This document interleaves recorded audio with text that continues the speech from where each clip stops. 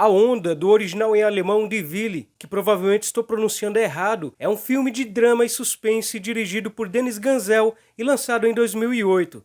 Foi inspirado na história real do professor Ron Jones, que conduziu uma experiência social em sala de aula. No filme, o professor Rainer Wenger, que está dando um tipo de aula eletiva para o equivalente ao nosso ensino médio, tem que ministrar sobre autocracia e promover o entendimento e debate sobre regimes totalitários. Durante a aula, quando os estudantes negam a possibilidade de ressurgir o totalitarismo na Alemanha, Wenger tem a ideia de fazer um experimento social de uma semana com seus estudantes para demonstrar o quão fácil é manipular as massas. A dinâmica de sala de aula é modificada radicalmente, as regras se tornam mais rígidas e impositivas, progressivamente vão surgindo gestos, condutas e códigos morais padronizados, é incentivado o sentimento de unidade, onde o líder é cultuado, logo fica claro quem pertence ao grupo e quem não pertence. Rapidamente o experimento sai de controle e deixa a sala de aula tomando a cidade.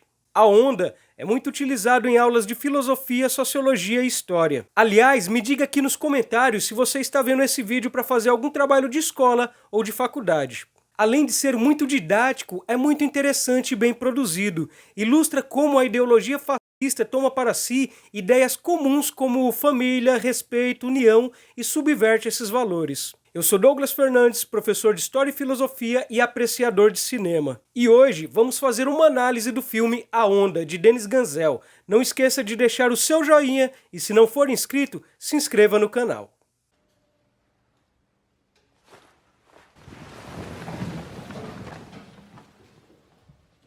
Antes de começar, eu tenho que avisar que se eu ficar repetindo muito as palavras na ou fa, o YouTube vai acabar limitando o vídeo. Então, ao longo da análise do filme, eu vou abreviar e cortar algumas palavras. Dito isso, vamos tentar entender esse filme que é muito Inicialmente, Wenger daria aula de anarquia, mas foi atribuído, contra sua vontade, a grade de autocracia. Autocracia é um tipo de governo que se justifica por si mesmo, concentrado em um único líder que detém poder absoluto. Pode ser sinônimo dos regimes fascistas italiano e alemão, mas é muito mais abrangente que isso. Também pode ser usado para se referir aos impérios da antiguidade ou às monarquias absolutistas da Idade Moderna. Provavelmente, como a palavra nazismo e fascismo ainda hoje são pesadas principalmente para o povo alemão, eles optaram por utilizar o sinônimo autocracia.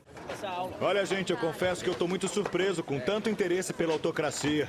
Aliás, como hoje em dia o termo fascismo está muito vulgar, vale a pena citar o filósofo Umberto Eco no seu livro Fascismo Eterno, quando ele diz: pode-se dizer que o fascismo italiano foi a primeira ditadura de direita que dominou um país europeu e que, em seguida, todos os movimentos análogos encontraram uma espécie de arquétipo comum no regime de Mussolini. E depois ele continua: o termo fascismo adapta-se a tudo, porque é possível eliminar de um regime fascista um ou mais aspectos, e ele continuará sempre a ser reconhecido. Ou seja, o fascismo é um tipo de regime que comporta várias ideologias de extrema direita, muitas delas contraditórias entre si. Logo veremos algumas. O filme dá a entender que os estudantes já estão sem paciência com esse tema. É interessante observar que a Alemanha, após a Segunda Guerra, reconheceu os crimes do governo nazista e sempre fez campanha ativa para que eles não se repitam. Daí a falta de paciência dos estudantes com o passado que sempre os assombra. Qual é, gente? Vocês conhecem pelo menos uma ditadura. O Terceiro Reich. Não, de novo não. Na aula, eles começam a elencar requisitos de um sistema autocrático: ideologia de Estado, controle e vigilância social, insatisfação popular, liderança central, entre outros. Surge um debate sobre a possibilidade da Alemanha um dia voltar a ser um regime autocrático. Os estudantes prontamente negam essa possibilidade, visto que julgam ser claro a falta de sentido desse tipo de ideologia e o quão mal ela já fez ao mundo. Observando a prontidão com que os estudantes responderam e sua falta de reflexão aprofundada, Wenger tem a ideia de modificar seu planejamento. Em todo o filme dá para ver como aquela sociedade está desestruturada.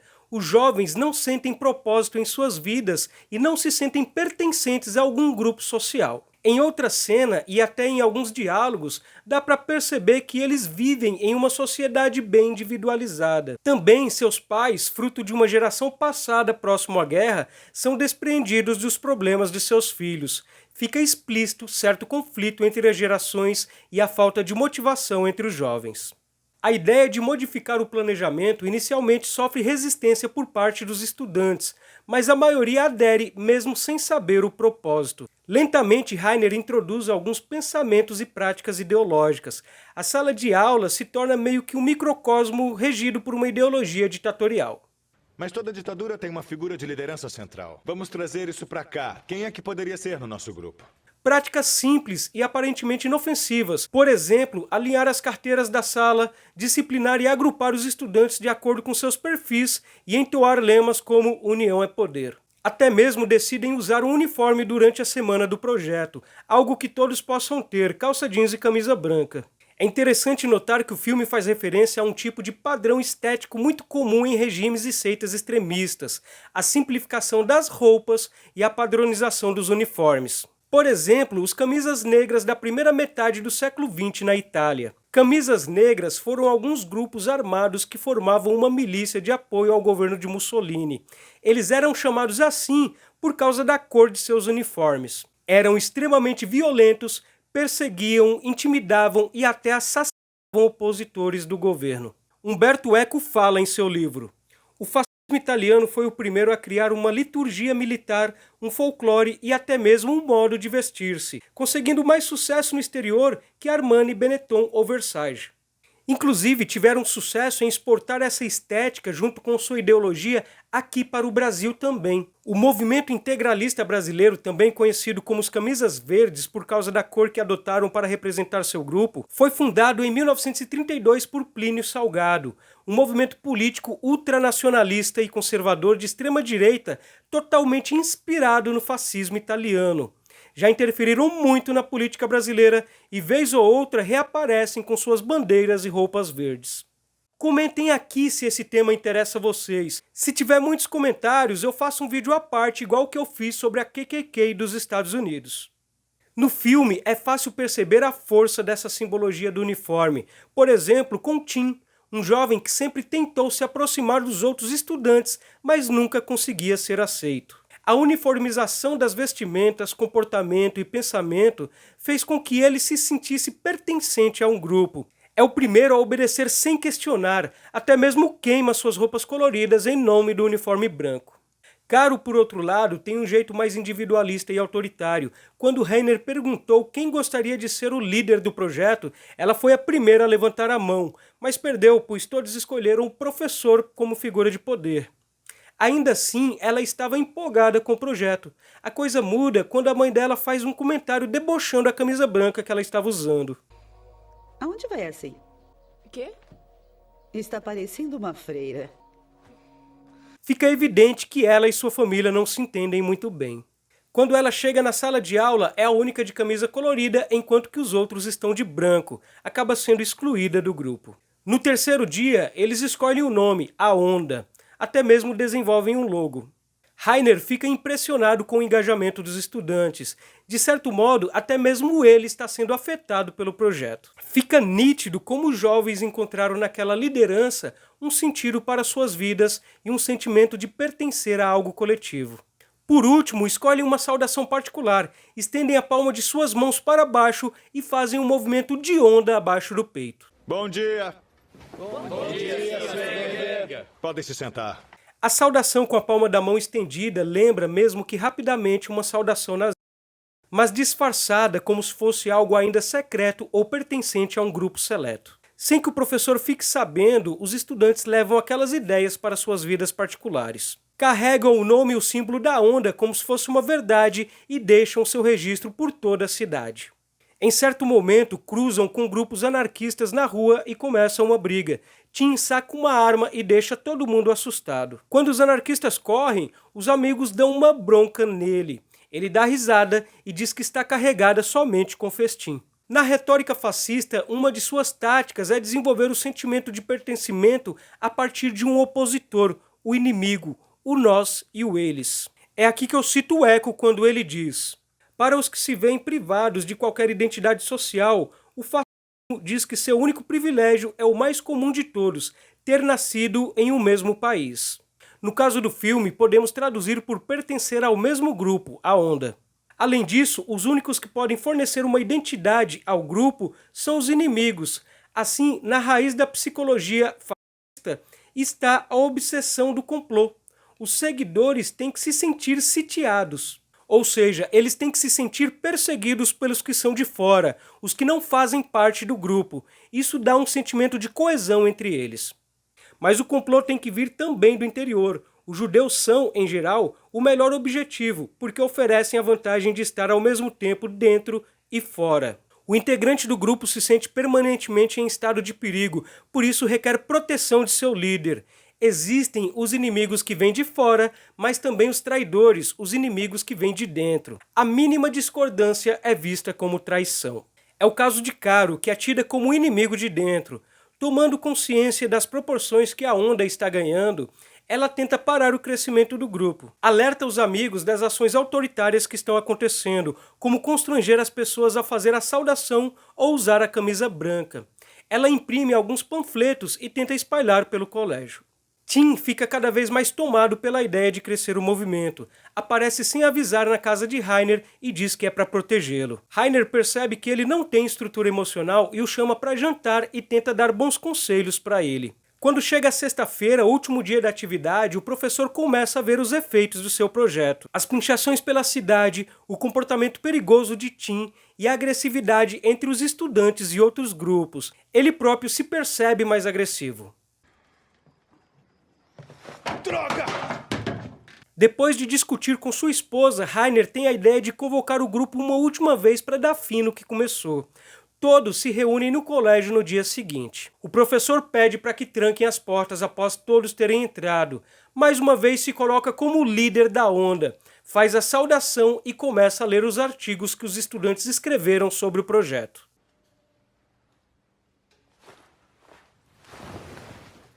Sugere que a onda não deve acabar. Marco, namorado de Caro, é um dos seguidores mais fiéis da onda, se manifesta contra a ideia. Ele próprio já tinha se dado conta de como o grupo o tinha afetado de forma negativa e também a seus amigos. Agora, como ele se expôs, acaba sendo identificado como o outro, o traidor. A mando de Rainer, os estudantes pegam Marco e o levam à frente. Sem hesitar e com muita agressividade, todos começam a lançar palavras de ordem como pega ele, pega o traidor. Nesse momento, Rainer olha para o estudante que trouxe Marco à força e diz para ele: Bom, bem, você decide. Você trouxe o traidor até aqui. O estudante fica assustado e responde: É claro, porque o senhor mandou. É quando o professor ironicamente diz: e você mataria ele se eu mandasse? Todos ficam em silêncio.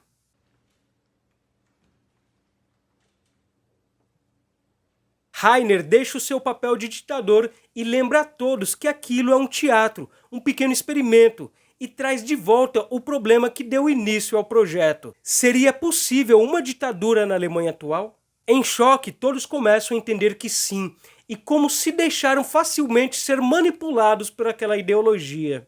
Essas coisas não se corrigem. Agora quero que vão para casa. Vocês têm muito o que pensar.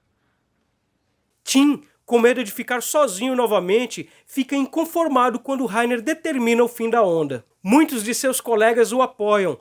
Todo o grupo é tomado novamente por um sentimento de vazio. É quando Tim puxa a arma da mochila, a mesma que ele tinha usada contra o grupo anarquista, e diz que a onda é tudo que ele tem e que ela não pode acabar. O filme acaba de forma trágica, um estudante atingido caído no chão e Tim apontando para si mesmo.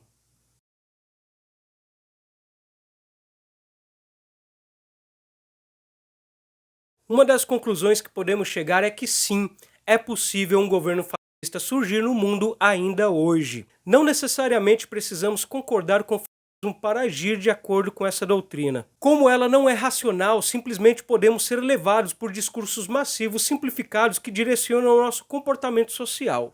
Tanto no filme de Denis Gansel como no livro de Umberto Eco, entendemos que existe na sociedade uma cultura conservadora que sempre pode ser cooptada pelo sentimento de um passado romântico. Uma ideia sempre presente de que no passado as coisas já foram melhores e que temos que resgatar valores perdidos. É o que Eco chama de urfascismo ou fascismo eterno, um tipo de aura nebulosa presente nos discursos e ações ligadas à idealização do passado. O filme ilustra como é importante e necessário se sentir acolhido e com propósito dentro de um grupo social. A nossa própria sociedade é fria e baseada no individualismo e competitividade que exclui aqueles que não se adequam a ela. Vivemos com uma sensação de abandono constante, mas quando uma ideologia se apropria de estratégias de massa em uma sociedade fragilizada, criando um sentimento de pertencimento, os próprios integrantes começam a abrir mão do pensamento crítico e de conceitos éticos e morais e fazem vista grossa por se sentirem acolhidos e protegidos. Abrem mão dos seus direitos individuais e da sua própria liberdade. O se apropria de discursos comuns à sociedade, se introjeta na cultura e subverte valores como pátria e família e os usa para suas finalidades de controle de massa. Por isso é importante estudar esses temas para saber quando realmente uma ideia nos representa ou quando simplesmente a estamos aceitando para que possamos pertencer a um grupo social. Me diz aqui nos comentários quando você assistiu a Onda e se você acha ele um filme interessante. Eu fiz um short que conta o experimento real do professor Ron Jones chamado A Terceira Onda e que inspirou o filme. Vou deixar o link fixado na descrição. O seu joinha e comentário me ajuda muito a continuar com esse trabalho. Eu fico muito feliz quando as pessoas se empolgam com coisas que eu acho importante de serem debatidas. Se você gostou dessa análise, pode ser que você também ache interessante o tema desse vídeo aqui. Se inscreva no canal, deixe o seu joinha, te vejo no próximo vídeo. Um beijo e tchau!